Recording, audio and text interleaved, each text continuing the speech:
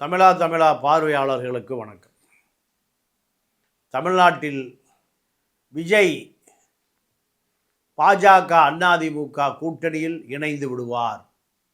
23ஆம் தேதி மோடி அவர்கள் மதுராந்தகத்தில் பிரம்மாண்ட பொதுக்கூட்டம்.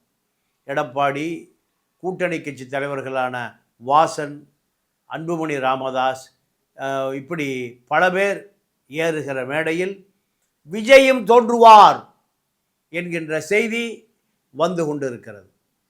பேச்சுவார்த்தை ஆரம்பிக்கப்பட்டது, பேச்சுவார்த்தை நகர்ந்து கொண்டிருக்கிறது. பேச்சுவார்த்தை முடிவில் வருகிற பொழுது கண்டிப்பாக அமித்ஷா வெற்றி பெறுவாரா அல்லது விஜய் தோல்வி அடைவாரா? விஜய் வெற்றி பெறுவாரா? அமித்ஷாவுடைய ஸ்டேட்டஸ் தோல்வி அடையுமா வெற்றி அடையுமா என்கின்ற அந்த கருத்து 23ஆம் தேதி மோடி வருகிற பொழுது நமக்கு தெரிந்துவிடும். மோடி சென்னை பயணம் திட்டமிட்ட பயணம். மோடியினுடைய அரசியல் வருகிற 29இல் வெற்றி பெற வேண்டுமென்றால் இங்கு திமுக தோற்கடிக்கப்பட வேண்டும். திமுக தோற்கடிக்கப்பட்டால் காங்கிரஸ் அகில இந்திய அளவில் தோற்கடிக்கப்படும். காரணம், தமிழ்நாட்டில்தான் காங்கிரஸ் துளிர் விட்டு கொண்டு இருக்கிறது. காங்கிரஸுக்கான 40 நாடாளுமன்ற உறுப்பினர்கள் இங்கிருந்து தான் இந்தியா கூட்டணியை தாங்கி பிடித்து கொண்டிருக்கிறார்.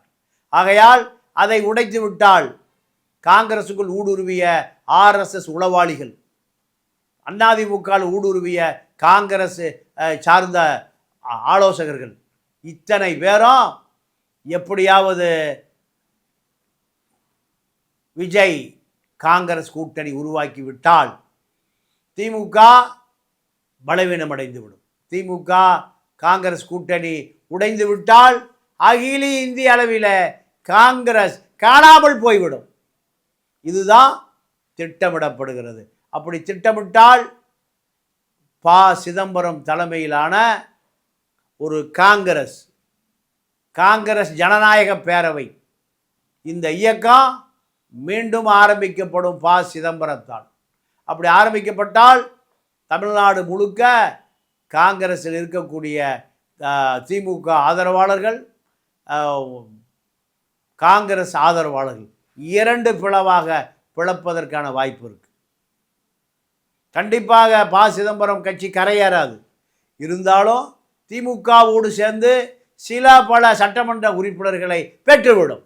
அப்படி பெற்று விடுகிற பொழுது இத்தனை ஆண்டு காலம் எப்படி திமுகவோடு பயணப்பட்டதோ அதே போன்று காங்கிரஸ் ஜனநாயக பேரவை, காங்கிரஸிலே ஜனநாயகம் இல்லை, ஆனால் இவர் ஜனநாயக பேரவை, இந்த காங்கிரஸ் ஜனநாயக பேரவை மீண்டும் ஒரு 10 எம்எல்ஏக்களோடு தமிழ்நாட்டில் அதுதான் காங்கிரஸ் என்று அறியப்படும்.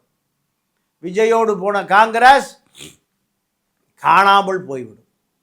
அகில இந்திய அளவில் நாடாளுமன்ற உறுப்பினர்கள் இந்தியா கூட்டணியை தூக்கி பிடிப்பதற்கு ஆளே இல்லாமல் போய்விடும். இதுதான் இப்பொழுது எதிர்பார்க்கப்படுகிறது. இது சோனியாவும் ராகுலும் முடிவு செய்வார்களா என்றால் சோனியா கடைசி வரை ஒத்துக்கொள்ள மாட்டார். ஆனால் ராகுலை சுற்றி இருக்கிற RSS உளவாளிகள், டவுசர் பாய்ஸ், பிரவீன் சக்கரவர்த்தியை போன்ற நபர்கள் எப்படியாவது காங்கிரஸை தமிழ்நாட்டில் அடையாளம் தெரியாமல் ஆக்கிவிட்டால் காங்கிரஸுடைய சகாப்தமே முடிந்து போய்விட்டது. இதற்கான முயற்சிகளை தொடங்கிவிட்டார்கள். அதை நோக்கி நகர்ந்து கொண்டு இருக்கிறார்கள்.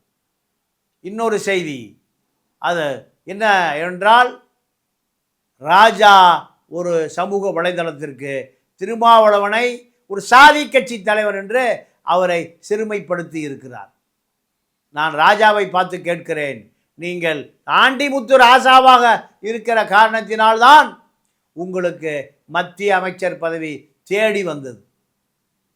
தலித் சமூகத்தினுடைய அடையாளமாக இருக்கிற காரணத்தினால்தான் தலித் அரசியல் உங்களுக்கு பின்னால் நிற்கும் என்று திமுக நம்புகிறது. ஆனால் நீங்கள் திருமாவளவனை சாதி தலைவர் என்று சொல்ல வைக்கிறது யார்? எந்த சக்தி? ஒருவேளை திமுகவை பிளக்க முடிவு செய்து விட்டீர்களா? அதுக்கு கனிமொழி தலைமையிலான திமுக ராஜாதான் தளபதி. இந்த நிலை ஒருவேளை உருவாக ஆரம்பித்து விட்டதா? திமுகவுக்குள்ளே குழப்பம், சண்டை, சச்சரவு. மூத்த தலைவர்கள் திமுகவுக்குள் ஆளுமை செலுத்த முடியவில்லை. மீண்டும் டவுசர் பாய்ஸ் கட்டுப்பாட்டில் திமுக. மூத்த தலைவர்களுக்கும் இளைய தலைவர்களுக்கும் சண்டை, சச்சரவு. கனிமொழி தலைமையில் திமுக உடைகிறது தேர்தலுக்கு முன்பு. இதற்கான முன்னேற்பாடு ராஜா அவர்கள் செய்த ஆரம்பித்து விட்டார். திருமாவளவனை ஒரு சாதிய தலைவர் என்று திமுக விட்டு வெளியேறு என்று அவசரப்படுத்துகிறாரா? எப்படி காங்கிரஸை ஒழிப்பதற்கு காங்கிரஸில் இருக்கக்கூடிய நபர்களே விஜயோடு கூட்டணி வைத்தால் மாபெரும் வெற்றி அடைந்து விடும் என்று ஒரு கற்பனையை, குதிரையை தட்டி விடுகிறார்களோ, அதே போன்று எதிர்காலத்தில் கனிமொழி தலைமையிலான திமுக தான் தமிழ்நாட்டை ஆளப்போகிறது என்கின்ற அந்த குதிரையை ராஜா தட்டி விடுகிறாரா என்கின்ற சந்தேகம் வலுக்க ஆரம்பித்திருக்கிறது. திமுகவே சரணாகதி, திமுகவிடம் அடிமையாக கிடக்கிற இந்த தலித் இயக்கங்கள் இப்பொழுது திமுகவே வெளியே தள்ளிவிடுகிற வேலையை பார்க்கிறது. இப்படி வெளியே தள்ளிவிடுகிற வேலையை பார்க்கிற பொழுது திமுக பலவீனம் அடையும். திமுக பலவீனம் அடைந்தால் திமுக இந்த முறை தோற்க வேண்டும், வெற்றி அடையக்கூடாது. தோற்றால்தான் உதயநிதியிடமிருந்து அதிகாரம் கனிமொழிக்கு வரும். வருவதற்கான முன்னேற்பாட்டை ராஜா ஆரம்பித்திருக்கிறாரா? பெரியசாமி, துரைமுருகன் போன்றவர்கள், ராஜா போன்றவர்களெல்லாம் இதற்கான முன் ஏற்பாட்டை, கனிமொழியினுடைய தாசன் காமராஜ், இந்த தாசன் காமராஜ் போன்றவர்கள், ராஜா போன்றவர்களெல்லாம் கனிமொழியை எதிர்காலத்தில் தூக்கி பிடிப்பதற்கு, அதிகாரத்தை அடைவதற்கு இப்பொழுதே வேலையை ஆரம்பித்து விட்டார்களா என்ற சந்தேகம் வலுப்பெறுகிறது. இந்த சந்தேகம் வலுப்பெறுவதற்கு காரணம் பலமுறை ராஜாவால் திமுகவுக்கு அபராதம் செலுத்தப்பட்டிருக்கிறது. 1500 கோடிகளை அபராதமாக செலுத்தி இருக்கிறார் சபரீசனிடம். கருணாநிதி மறைவுக்கு பிறகு கட்சி முழுக்க சின்னவரிடமும் மாப்பிள்ளையிடமும் கட்சி அதிகார மையமும் உருவாகிவிட்டது. கருணாநிதி மறைவுக்கு பிறகு 2 அதிகார மையங்கள்.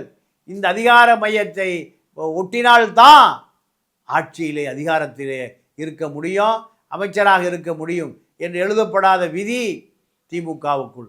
நாடாளுமன்ற உறுப்பினர்களை மாப்பிள்ளை பார்த்து கொள்ளுவார், டெல்லியை மாப்பிள்ளை பார்த்து கொள்ளுவார். 50 கோடி கொடுத்தால் நாடாளுமன்ற உறுப்பினர், மக்கள் ஓட்டு போட்டு விடுவான். இங்கே மாநில அரசை உதயநிதி கட்டுப்பாட்டில் வைத்திருக்கிறார். இந்த கட்டுப்பாடு, மத்திய கட்டுப்பாடு, மாநில கட்டுப்பாடு, 2 கட்டுப்பாடுகளையும் கனிமொழியால் உடைக்க முடியும்.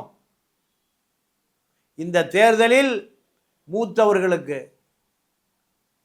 அதிகாரம் இல்லை, அமைச்சரவையில் இடமில்லை, சட்டமன்ற உறுப்பினர்களுக்கான இடமில்லை என்று வருகிற பொழுது ரகசிய கூட்டம் நடத்துவதற்கான ஏற்பாடுகள் ராஜா தலைமையில், கனிமொழி தலைமையில், காமராஜ் தலைமையில் நடப்பதற்கான வாய்ப்புகள் பெருகி வருகிறது. அதிமுக கூட்டணியில் இருந்த முஸ்லீம் லீக் ஜவஹருல்லாவை திமுகவுக்கு கொண்டு வந்து சேர்த்ததே இந்த காமராஜ், இளைய செல்வம் என்ற 2 தரகர்கள் தான். அதிமுகவில் இருந்திருந்தால் அதிமுகவில் முஸ்லீம் அமைப்புகள் ஒரு ஆளுமை செலுத்தி இருக்க முடியும். ஜெயலலிதா பிஜேபியிலிருந்து விலகி வந்த பிறகு அதிமுகவை சிறுபான்மை மக்கள் பயன்படுத்தி இருக்க முடியும். ஜெயலலிதா மரணத்திற்கு பிறகுதான் அது மீண்டும் பாஜக வசம் சென்றது. 98 பாஜகவை ஆட்சியை கவிழ்த்து விட்டு வந்த ஜெயலலிதா மரணமடைகிற வரை சமரசம் செய்து கொள்ளவில்லை. 2014 39-40 சீட்டுகள் பெற்றுவிட முடியும் என்று நம்பிய ஜெயலலிதா இந்த 40 சீட்டுகள் பற்றாக்குறை ஏற்படுகிற பொழுது அகில இந்திய அளவில் துணை பிரதமராக வருவதற்கு ஜெயலலிதா தரப்பு முயற்சி செய்தது. இந்த மாஃபியாக்கள், மன்னார்குடி மாஃபியாக்கள் முயற்சி செய்தது. தமிழ்நாட்டை நாம் கைப்பற்றி கொள்ளுவோம், டெல்லிக்கு அனுப்பிவிடுவோம் ஜெயலலிதாவை என்று, இப்படியெல்லாம் பல கணக்குகள். அந்த நேரத்தில் அதிமுகவோடு முஸ்லீம் லீக் வெளியேறிவிட்டது. வெளியேறியதுக்கு காரணம் இந்த தரகர்கள் தான். இதே போன்று ஒரு சூழ்நிலை இப்பொழுது மீண்டும் உருவாகிறது. திமுக இந்த தேர்தலில் கடுமையான தோல்வியை சந்திக்கும். அப்படி தோல்வியை சந்திக்கிற பொழுது திமுக உடைவதற்கு வாய்ப்பு இருக்கு. கனிமொழி தலைமையில் ஒரு குழு, நேரு கண்டிப்பாக அந்த குழுவில் இருப்பார். காரணம் காமராஜ் தான் இணைப்பு கனிமொழியோடு, ராஜா, இப்படி பல பேர் கனிமொழியுடைய கை ஓங்குகிற பொழுது செயற்கையாக ஓங்குவதற்கான லாபிகளை இவர்களால் உருவாக்க முடியும். காரணம், இவர்களால் பாஜகவோடும் தொடர்பு வைத்திருக்கிறார்கள், அதிமுகவோடும் தொடர்பு வைத்திருக்கிறார்கள். ஆகையால் எப்படியும் திமுக உடைவதை பாஜக ரசிக்கும். அப்படி ரசிக்கிற பொழுது இந்த காமராஜ் ராஜா கும்பல் கண்டிப்பாக ஒரு மிகப்பெரிய அரசியல் சக்தியாக மாறுவதற்கு வாய்ப்பு இருக்கு. இதைத்தான் முன்னேற்பாடாக ஒரு சாதி தலைவன் என்று கூட்டணிகள் குழப்பத்தை உருவாக்குறார். இந்த கூட்டணியில் அடிமையாக கிடக்கிற திருமாவளவனை மீண்டும் சீண்டுகிறார்கள். காரணம், இப்படி சீண்டினால் திருமா வெளியேறி விடுவார். வெளியேறினால் திமுக பலவீனமடையும். பலவீனமடைந்தால் அது பலவீனமடைகிற பொழுது நம்முடைய கட்டுப்பாட்டுக்கு வரும், கனிமொழி கட்டுப்பாட்டுக்கு வரும். டவுசர் பாய்ஸ் பஞ்சாய் பறந்து விடுவார்கள். திமுகவை காப்பாற்ற வேண்டிய கட்டாயமே இல்லை அவர்களுக்கு. திரைப்பட நடிகர்கள் எந்த சிரமமும், எந்த தியாகமும், எந்த வீரமும் 1% கூட இல்லாத நபர்கள். இவர்கள் திமுகவை காப்பாற்றுவார்கள் என்று திமுக தொண்டை நம்பினால் அவர்களுக்காக பரிதாபப்பட வேண்டும். விஜய்க்கு என்ன நிலைமையோ அதே போன்று பாஜக நெருக்கடி கொடுத்தால் உதயநிதி ஓடி ஒளிந்து விடுவார். எங்கே ஒளிந்து விடுகிறார் என்று கூட தெரியாது. துபாய்க்கு பல கோடி ரூபாய் பணம் சென்று பாதுகாப்பாகிவிட்டது. அமெரிக்காவுக்கு பல கோடி பணம் சென்று பாதுகாக்கப்பட்டு விடுகிறது. பத்திரங்கள் எல்லாம் விமானத்திலே பறந்து கொண்டு இருக்கிறது. லண்டனுக்கும் துபாய்க்கும் பறந்து கொண்டு இருக்கிறது. உதயநிதியுடைய பத்திரங்கள் பத்திரமாக பயணிக்கிறது. விஜய்க்கு கொடுப்பதை போன்ற பாஜக ஒரு நெருக்கடியை கொடுத்தால் இவர்கள் திமுகவை விட்டுவிட்டு தப்பி ஓடி விடுவார்கள். இது காலத்தின் கட்டாயம், கண்டிப்பாக நடக்கும். திமுகவை பொறுத்தவரை கருணாநிதிக்கு வேறு வழியே இல்லை. திமுகவை கட்டி காத்தே ஆக வேண்டும். அப்படி காக்கப்படவில்லை என்றால் தன்னுடைய சந்ததிகளெல்லாம் அழிந்து போய்விடும், முகவரி இல்லாமல் போய்விடும். ஆசியாவில் 26வது கோடீஸ்வரனாக வந்துவிட முடியாது, மத்திய அமைச்சராக வர முடியாது. அதனால் கருணாநிதி கட்டி காப்பாற்றினார். அடுத்து வருகிற தலைமுறை உதயநிதி காப்பாற்ற வேண்டிய தேவையே இல்லை. அடுத்த தலைமுறை நீங்கள் வளமாக வசதியாக லெக்சஸ் காரில் பயணப்படுகிறவர்கள். இவர்கள் சிறை என்றால் 6 மாதம் சிறை, 1 வருடம் சிறை. பாஜக மிக ஈஸியாக இவர்களெல்லாம் சிறையில் அடைக்க முடியும். காரணம், புறா வழக்கு, அந்நிய செலாவணி மோசடி, இப்படி பல வழக்குகள் நீங்கள் மிக எளிதாக போட முடியும் பாஜகவால். ஆக பாஜகவை எதிர்க்கக்கூடிய சக்திகள் எல்லாம் நீங்கள் சிறுமைப்படுத்தப்பட்ட நிலையில் உள்ளது. கருணாநிதியிடம் இருந்த அந்த தெம்பும் திராணியம் ஸ்டாலினிடம் இல்லை. ஸ்டாலினிடம் இருந்த தெம்பும் திராணியம் உதயநிதியிடம் இல்லை. உதயநிதியிடம் இருந்த தெம்பும் திராணியம் இன்பநிதியிடம் இல்லை. ஆகையால் திமுக எதை நோக்கி போகிறது என்பதை பொறுத்திருந்து பார்ப்போம். நன்றி, வணக்கம்.